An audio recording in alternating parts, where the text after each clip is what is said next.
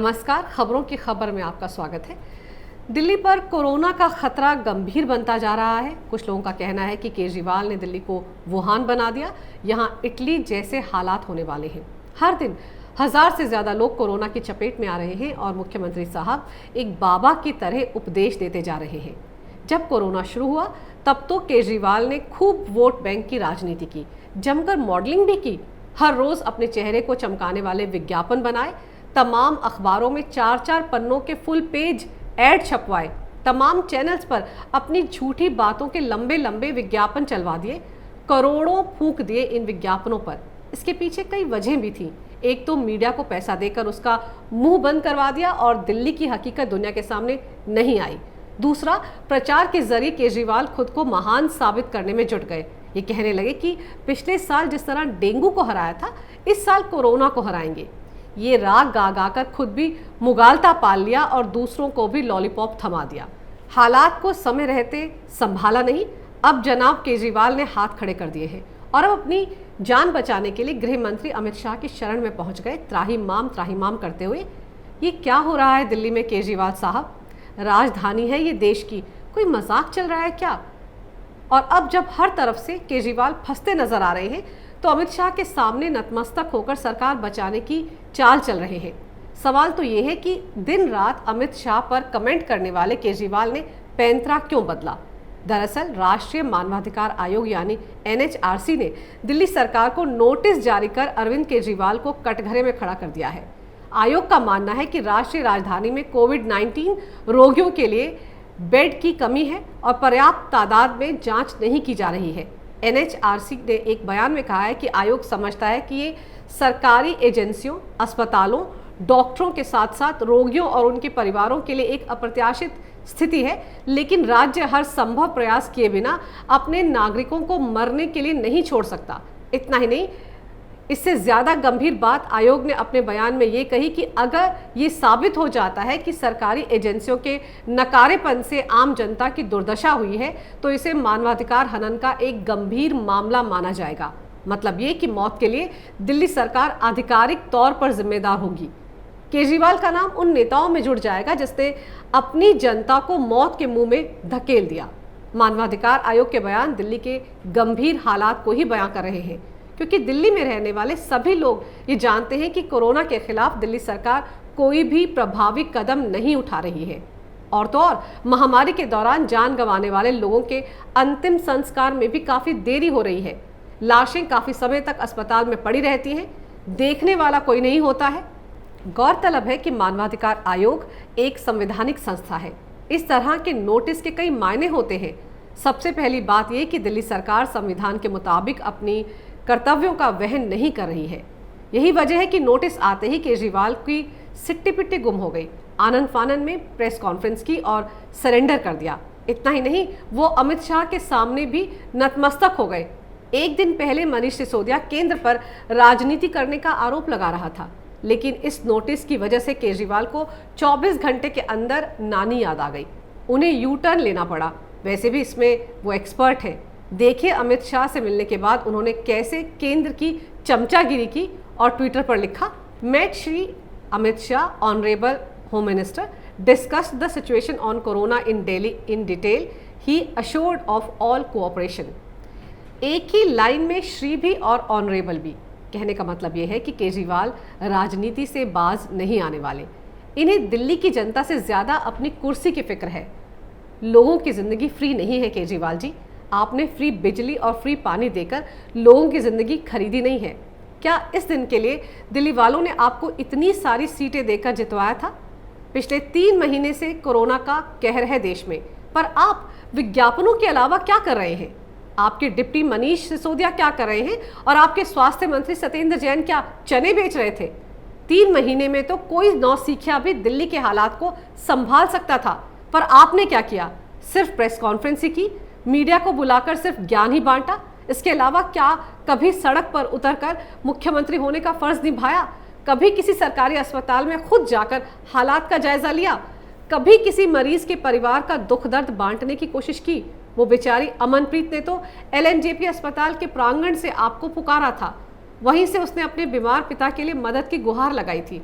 आपके डिप्टी सिसोदिया को भी टैग करके ट्वीट किया था। उसके पिता ने तो अस्पताल के कैंपस में इलाज के अभाव में दम तोड़ दिया। आपने दिल्ली की उस बेटी के आंसू पोंछने के लिए क्या किया? वैसे केजरीवाल साहब, इस मुश्किल घड़ी में आपकी असलियत खुलकर सामने आ चुकी है। आप सिर्फ रायता फैला सकते हैं, समेट तो कतई नहीं सकते। वैसे आप किस किस के आंसू पोंछेंगे? एक अमनप्रीत नहीं है यहाँ, कई कई अमनप्रीत हैं जिनके अपने इलाज के लिए तड़पते हुए इस दुनिया से हमेशा के लिए रुखसत हो गए। इस मुश्किल वक्त में भी आपके आत्ममुग्ध होने के अंदाज पर क्या कहूँ? वाहवाही दूँ या फिर लानत भेजूँ? बहुत बड़े ड्रामेबाज हैं आप जब किसी विवाद में फंसते हैं तो ऐड बनाकर लोगों को झांसा देने में जुट जाते हैं। झूठ बोलने की भी कोई हद होती है, पर आपकी सरकार ने सारी हदें लांघ दी हैं। कहाँ है वो 9,500 बेड?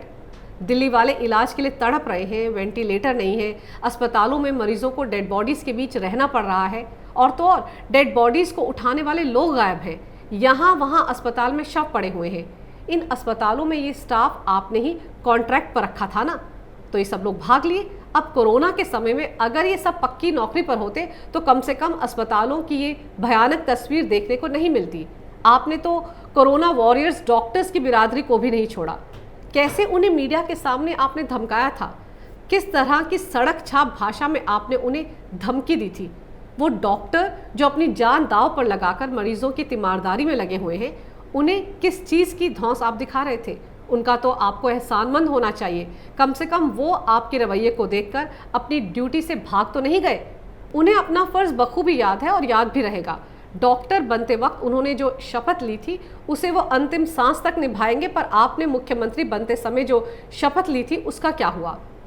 वो तो आपने ताक पर रख दी है। आपके डिप्टी मनीष सिसोदिया फरमा रहे हैं कि जुलाई के आखिर तक दिल्ली में कोरोना पॉजिटिव की तादाद 5.5 लाख तक हो जाएगी।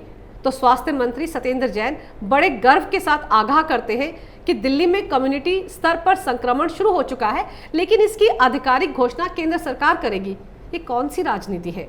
दिल्ली कोरोना के ढेर पर बैठी है और आपके मंत्री हालात संभालने की बजाय टिप्पणियों पर टिप्पणियां कर रहे हैं। एक तो पूरी दिल्ली को वुहान बना डाला और ऊपर से ये ज्ञान देते नहीं थक रहे हैं। स्वास्थ्य सेवाओं के नाम पर बड़ी बड़ी बातें करते थे आप। बस मोहल्ला क्लिनिक बनाकर पूरी दुनिया में इसकी मिसालें देने की बातें करते थे। अब जब इलाज की सबसे ज़्यादा ज़रूरत है दिल्ली वासियों को, तो वो टीन के डब्बों वाले आपके मोहल्ला क्लिनिक कहाँ चले गए? उसमें काम करने वाले डॉक्टर कहाँ हैं? वैसे देखा जाए तो आप रायता फैलाने में उस्ताद हैं।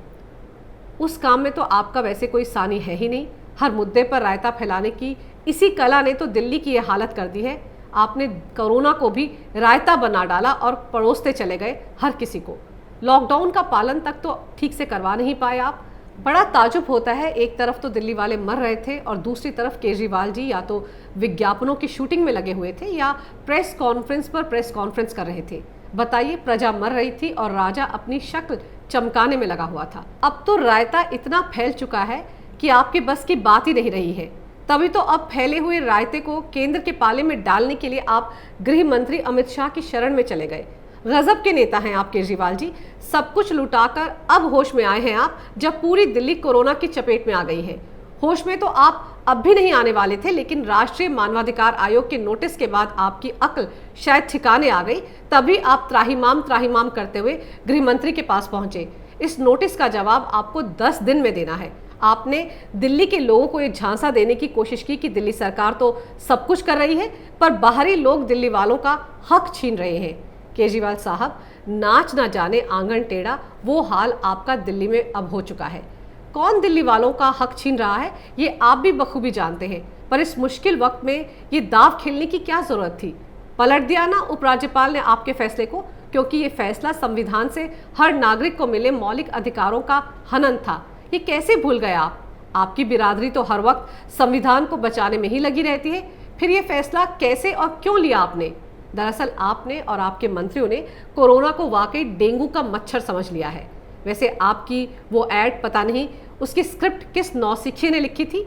उसने आपको भी यकीन दिला दिया कि कोरोना डेंगू का मच्छर ही होता है। इसीलिए उस विज्ञापन के चक्कर में आपने दिल्ली वालों को कोरोना के हवाले कर दिया।